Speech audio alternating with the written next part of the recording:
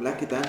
Buenos días, los saludo nuevamente con afecto y para continuar con el desarrollo de nuestra unidad, en este video vamos a analizar los contextos de la decisión jurídica y la clasificación que hace la doctrina de los distintos tipos de caso. Vamos al primer tema. Estos dos temas tienen que ver con lo que englobamos sobre la teoría de la decisión judicial. Aquí la pregunta clave en el primer tema, los contextos de la decisión jurídica. ¿Cuáles son estos contextos de la decisión jurídica? Bueno, la teoría distingue fundamentalmente dos contextos, un contexto del descubrimiento y un contexto de la justificación. Pero, ¿qué significa cada uno de estos contextos? ¿En qué consiste cada uno de estos contextos? Bien, empezamos por el contexto del descubrimiento. El contexto de descubrimiento más que nada tiene que ver con los motivos de carácter psicológico y sociológico que pasan por la cabeza del juzgador al momento de resolver un caso. Es decir, aquí se atienden aspectos de naturaleza política, económica, social, de tipo personal, como la posición económica, las opiniones o creencias personales del juzgador. Y en este contexto de descubrimiento podemos decir que se atiene a las causas, es decir, los motivos de orden interno que pasan por la cabeza del juzgador al momento de resolver una controversia. Y el contexto de la justificación tiene que ver con la manera en que se puede justificar una resolución. Es decir, aquí ya entran las cuestiones de carácter jurídico. Es decir, hay razones que se aportan para sostener una determinación. Mientras que en el contexto del descubrimiento se atiende a las causas, en el contexto de la justificación se atiende a las razones. Habiendo hecho esta distinción entre estos dos contextos, el contexto del descubrimiento y el contexto de la justificación, hay otra pregunta clave.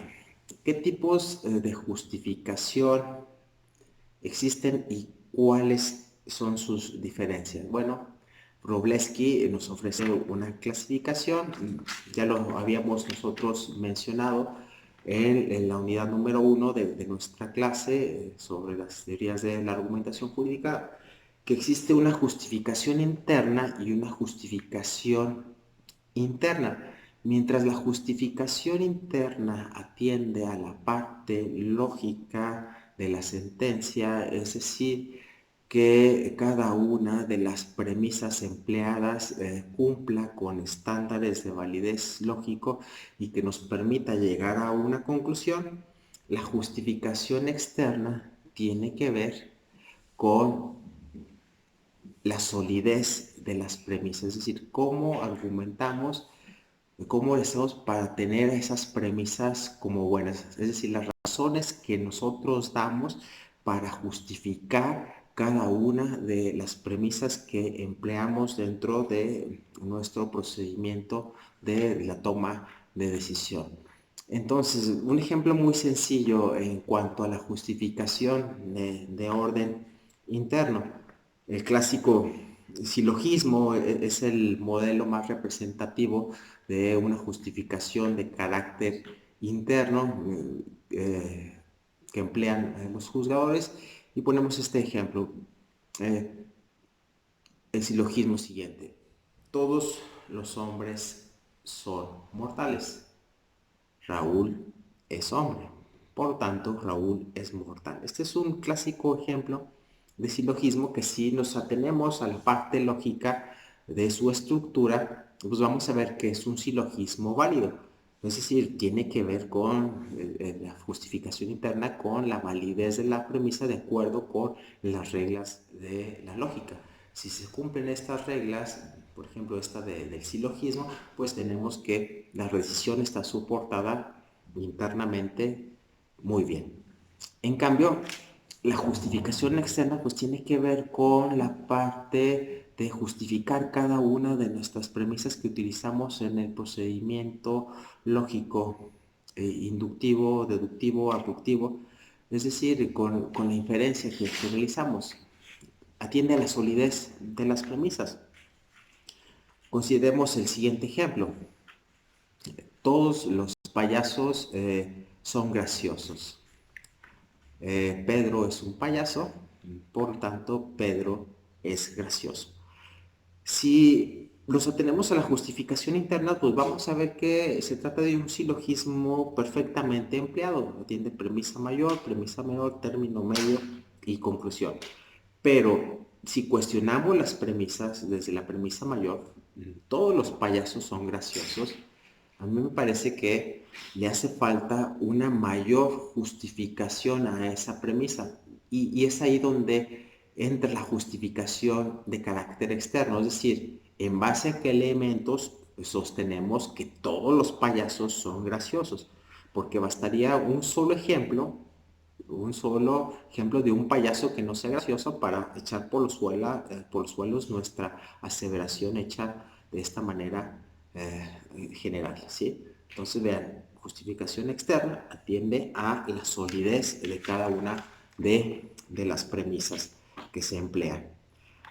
Otro, otro tema interesante que tiene que ver con esta teoría de la decisión judicial son los tipos de casos.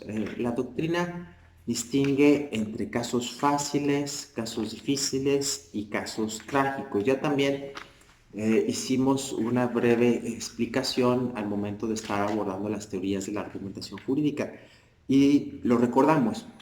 Casos fáciles. ¿Cuándo estamos ante la presencia de un caso fácil? Bueno, tenemos en cuenta dos aspectos, el aspecto normativo y el aspecto fáctico. Será un caso fácil desde el punto de vista normativo cuando no existe duda sobre el significado atribuible a una norma. Es decir, tenemos una norma clara, una norma perfectamente entendible y esa norma también encuadra a nuestro caso. Desde el punto de vista fáctico, pues no existe duda tampoco sobre que ocurrieron los hechos en una determinada controversia, por ejemplo, que Pedro le debe dinero a Juan y por lo tanto está perfectamente claro la resolución de la controversia desde el punto de vista jurídico y normativo. Cuando estamos ante la presencia de un caso difícil, también consideramos estos dos aspectos, el aspecto normativo y el aspecto fáctico. El aspecto de carácter normativo. Un caso difícil cuando la norma se da cuando la norma tiene más de un significado posible, es decir, la norma es ambigua o bien la norma presenta problemas de interpretación en cuanto a aspectos de vaguedad semántica, es decir, no sabemos qué es lo que quiso decir la norma. No tenemos una norma exactamente aplicable al caso, es decir, hay una laguna normativa, la doctrina las denomina anomias normativas, o bien esta norma entra en claro conflicto con otra norma del sistema, es decir, mientras una norma dice A para ciertos aspectos, la otra norma dice B para los mismos aspectos y entran en conflicto. Entonces, desde el punto de vista jurídico, aquí ya estamos ante la presencia de un caso difícil. El punto medular en un caso difícil es que no existe consenso sobre la decisión o sobre la resolución que se le debe dar a un problema jurídico. Ese es un punto medular en los casos difíciles. Y desde el punto de vista fáctico, cuando estamos ante la presencia de un caso difícil desde el punto de vista fáctico, bueno, estamos ante la presencia de un caso difícil cuando existe duda sobre si A le debe dinero a B, o sea, sobre si Pedro le debe dinero a Juan, o sobre si Pedro cometió o no algún delito, sobre si Pedro no cometió el delito de robo, cometió o no homicidio, es decir, del material probatorio existe esa duda. Y también existen esos son los llamados problemas de prueba que nos señalaba McCormick.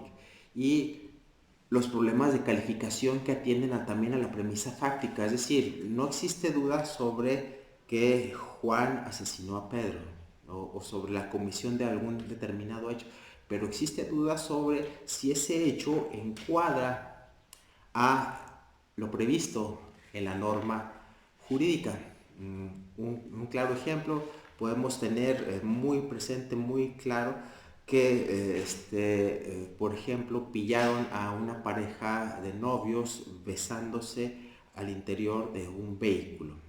Tenemos perfectamente claro, pero podemos tener dudas sobre si esos hechos, sobre si ese hecho probado encuadra o no dentro de un supuesto previsto en la norma de comportamientos deshonestos, faltas a la moral. ¿Constituyen faltas a la moral? Bueno, pues aquí existe duda. Puede existir duda interpretativa sobre si esos hechos se subsumen a este caso. Bueno, y un ejemplo de un caso difícil que se está presentando en torno a esta pandemia del COVID-19, donde se han planteado alguna serie de problemas, tiene que ver con el financiamiento de los partidos políticos. Miren, un sector importante de juristas sostiene que se les puede disminuir el financiamiento a los partidos políticos a la mitad, con la finalidad de que ayuden a enfrentar esta pandemia. Se les puede disminuir a la mitad con un decreto que emita el presidente de la República y que lo apruebe la Cámara de Diputados, es decir, una reducción, una modificación al presupuesto de egresos de la Federación, y con ello le reducen el financiamiento de los partidos. Pero otro sector de juristas, entre los que se encuentra un servidor, sostiene que para poder hacer esa disminución del financiamiento de los partidos se tiene que acudir a un procedimiento de reforma constitucional, porque es en la Constitución, particularmente en el artículo 41 constitucional, donde se sientan las bases para el cálculo del financiamiento de los partidos políticos. Es decir, el financiamiento de los partidos políticos se encuentra ligado a lo que dispone nuestra Carta Magna, el artículo 41 constitucional, y por tanto, si pretende hacerse una reducción al financiamiento, pues se tiene que modificar ese artículo constitucional para que a partir de esa modificación provenga la reducción. Es decir, estamos ante la presencia de un caso difícil porque normativamente hablando pueden existir dos soluciones: los que consideramos que la vía es la reforma constitucional y los que consideran que la vía es un decreto que emita el Ejecutivo con aprobación de la Cámara de Diputados y que se vea reflejado en el presupuesto de egresos de la Federación. Esto en cuanto a los casos difíciles. Y luego existen los denominados casos trágicos.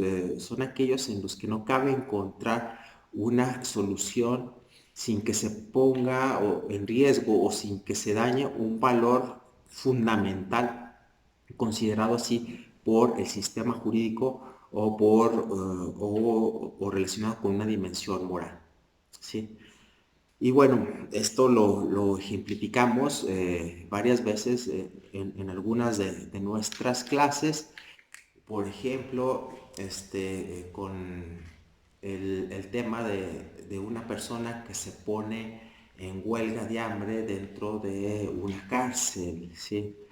Aquí, haciendo uso a su libre derecho a la manifestación, decide ponerse en huelga.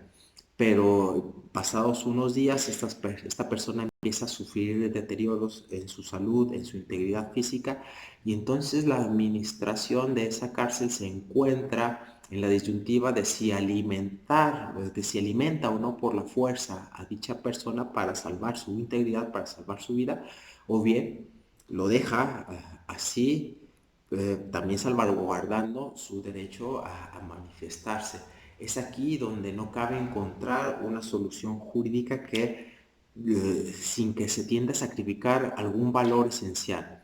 Si optan por alimentarlo a la fuerza, pues se está protegiendo la vida, la integridad, la dignidad, pero se está sacrificando el derecho a la manifestación. Si se opta por respetarle su derecho a manifestarse dentro de la cárcel, pues se pone en riesgo su vida, su integridad. Entonces es aquí donde se tiene que hacer una ponderación, donde se tiene que hacer un balance para ver cuál es el derecho que debe prevalecer, cuál es el valor que debe prevalecer en el caso concreto.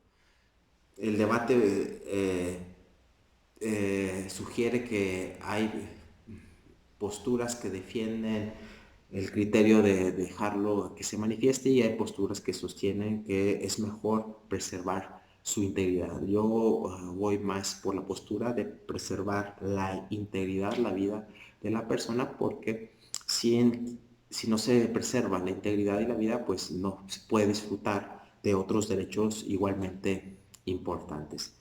Es así como concluimos esta partecita de los contextos y los casos, los distintos casos que reconoce la teoría: casos fáciles, difíciles y trágicos, y los contextos del descubrimiento, justificación. La justificación la dividimos en justificación interna y justificación externa. Les agradezco el favor de su atención y nos vemos en el siguiente video. Hasta la próxima.